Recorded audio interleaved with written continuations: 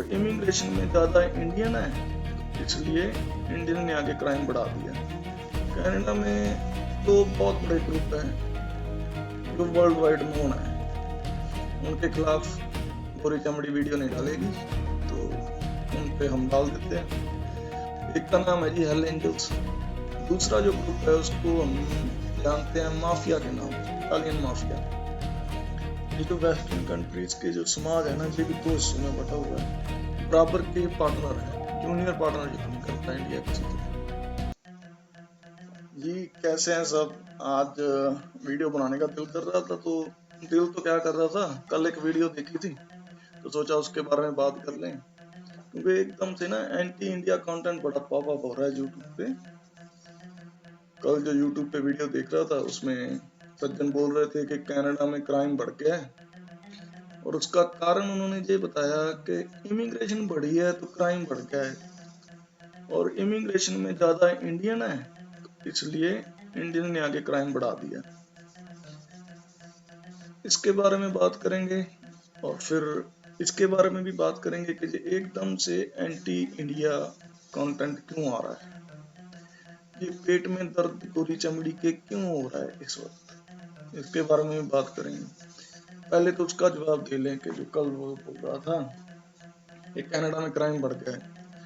Canada में दो बहुत बड़े ग्रुप हैं जो वर्ल्ड वाइड नोन है, तो वो समाज के लिए बहुत अच्छा काम करते हैं, उनके खिलाफ गोरी चमड़ी वीडियो नहीं डालेगी तो उन पे हम डाल देते हैं। एक का नाम है जी हेल एंजल्स, बाइकर्स ग्रुप है, दुनिया का बहुत मशहूर, बहुत बड़ा, द लार्जेस्ट ग्रुप है वो समाज की बहुत सेवा करते हैं, क्योंकि वो जो ड्रग्स है वो सस्ते दामों पे मुहैया करवाई जाती हैं समाज को हेल एंजल्स की तरफ से, और एक्सटॉर्शन मनी और कुछ और क्राइम्स हैं, लैंडर्स भी हैं। और दूसरा जो ग्रुप है उसको हम जानते हैं माफिया के नाम से, इटालियन माफिया, वो है कनाडा में भी है। और इटालियन माफिया का भी वही काम है जो इनका ऑर्गेनाइज क्राइम है, लेकिन इनमें आपको इंडियन कोई नहीं मिलेगा, ना हेल एंजल्स में और ना इटालियन माफिया में। और कनाडा की जो मर्डर कैपिटल है, जहाँ सबसे ज्यादा मर्डर्स होते हैं, वो है विनिपेग, और दूसरा है थंडर बे। और इन दोनों सिटीज में इंडियंस का कोई हाथ नहीं है मर्डर करने में या क्राइम बढ़ाने में, ये सब गोरों के हैं। और साउथ अफ्रीकन भी नहीं है, ये गोरे ही है। इस पे भी आपको कभी कोई वीडियो नहीं मिलेगी, लेकिन इंडियंस के खिलाफ अभी ताजा जो पेट दर्द शुरू हुआ है इन वेस्टर्न कंट्रीज में, पश्चिमी देशों में, जहाँ ये गोरी चमड़ी में, ये क्यों हुआ है इस पे भी बात करते हैं। क्योंकि 3-4 महीनों में इंडिया ने कुछ ऐसे काम किए हैं, जैसे कि लगा लें आप स्काई रूट ने जो विक्रम 1 रॉकेट भेजा है, हमारी प्राइवेट इंडस्ट्री शामिल हो गई। इसरो ने चंद्रयान जो लैंड करवाया है डार्क साइड पे, उसके बाद तो इतनी शदीद पेट दर्द हुई। एक ब्रिटिश जर्नलिस्ट है, उसका बयान आता है जी बधाई हो इंडिया, आपने डार्क साइड पे चंद्रयान 2 की लैंडिंग करवा ली, आप तो बहुत एडवांस हो चुके हैं, इसलिए हमने जो एड दी थी वो हमें वापस कर दो। अबे भाई, अगर ऐसे ही काम चलना है तो फिर पहले वो वापस करो जो लेके गए थे, वहां से शुरू करते हैं। यहाँ से क्यों शुरू करना है? वहां से शुरू करते हैं जो लूट के ले गए तुम लोग। मोटा मोटा $65 ट्रिलियन बनते हैं, तो वो शुरू करो देना, फिर देखते हैं। एक तो इसरो ने किया, फिर इंडिया जो है एक और आपको, क्योंकि ये जो वेस्टर्न कंट्रीज के जो समाज है ना, ये भी दो हिस्सों में बटा हुआ है। एक तो है जो गवर्नमेंट है, जहाँ जो बिजनेसमैन है, कॉरपोरेट्स हैं, उनको समझ है कि इंडिया जो है बड़ा मजबूत पार्टनर है और बहुत जरूरी भी है बिजनेस के हवाले से। और एक दूसरा तबका है जो जो ऐसे मीडिया है जो ऐसा पुरानी सोच रखते हैं इंडिया के खिलाफ। तो ये भी दो भागों में बटा हुआ समाज है। इसके बारे में भी बात करेंगे। जी, आगे शुरू करते हैं वीडियो। थोड़ा हिस्ट्री देख लेते हैं। हिस्ट्री में एक थ्योरी है जिसे हम कहते हैं गोरी चमड़ी का बोझ। इंग्लिश में इसको कहते हैं व्हाइट मैन्स बर्डन। तो इसका मतलब ये है कि ये जो वेस्टर्न कंट्रीज हैं या समाज है जो गोरी चमड़ी है, इनको लगता है कि दुनिया को जो सभ्य बनाने का ठेका है ना, वो इन्होंने ले रखा है। और ये टीचर हैं, समझाएंगे दुनिया को, और सारी दुनिया जो है स्टूडेंट है। तो ये है जी व्हाइट मैन्स बर्डन। इसके कारण ये भी एक कारण है जो एंटी इंडिया नैरेटिव, चाहे जो पेट में दर्द हो रहा है कि इंडिया इतना आगे क्यों जा रहा है, ये एक मानसिकता है पुरानी, इनके दिमागों में बैठा हुआ है।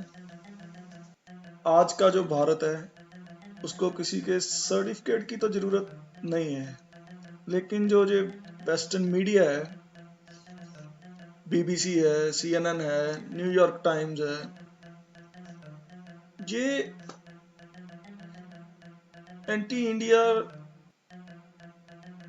का जो कंटेंट है वो टाइम टू टाइम छापते रहते हैं। और इनकी मोनोपली है, दबदबा है, ये जो मीडिया का सिस्टम है इनका दुनिया पे। तो जो दुनिया है वो इंडिया को इनके लेंस के थ्रू देखती है। ये भी एक बहुत बड़ा इशू है। और इंडिया जब भी तरक्की करता है, आगे बढ़ने की कोशिश करता है, तो इन जो जो मीडिया हाउसेस हैं बड़े बड़े, इनके पेट में भी शदीद दर्द होता है। इनके क्यों होता है, ये बात समझ में आती भी है, नहीं भी आती है, पता नहीं क्यों। दूसरा, जो इंडिया की नीतियां है ना, जैसे लगा लो कि नेशन फर्स्ट, इंडिया फर्स्ट, उसकी एक एग्जांपल तो अभी अभी हमने देखी कि जब वेस्ट ने प्रेशर डाला इंडिया पे कि रशिया से तेल मत खरीदो। इंडिया ने रशिया से तेल खरीदना बंद नहीं किया, क्योंकि वो नेशनल इंटरेस्ट में था, देश के हित में था, तो नहीं किया। फिर जो हमारी जो इंडिपेंडेंट फॉरेन पॉलिसी है, उसका एग्जाम्पल तो आप सब देखते हैं। हमारे जो फॉरेन मिनिस्टर हैं सर जयशंकर, तर्क के साथ जवाब देते हैं और कड़ा जवाब देते हैं, बोलती बंद कर देते हैं सबकी। इससे भी तकलीफ तो बहुत हो रही है गोरी चमड़ी को। तो भारत इनके आगे झुकता नहीं है। जहाँ वालों के जूनियर पार्टनर नहीं बनना चाहता इंडिया किसी भी ग्रुप का।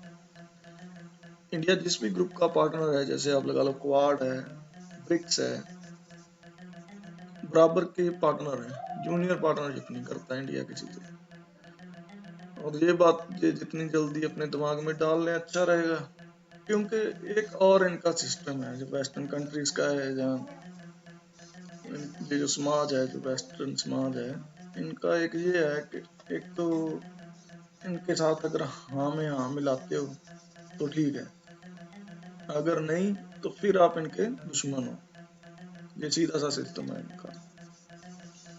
तो इसके आगे हम बात करेंगे, आगे की जो वीडियोस मैं डालूंगा उसमें हम बात करेंगे ये जो गोरे हिस्टोरियंस थे, हैं या पहले, जो इंडिया की हिस्ट्री को कम करके दिखाते हैं या दिखाया गया है, उनके बारे में उन हिस्टोरियंस का नाम ले लेके, उनकी बुक से रेफरेंस ले लेके तो उनको जवाब देंगे।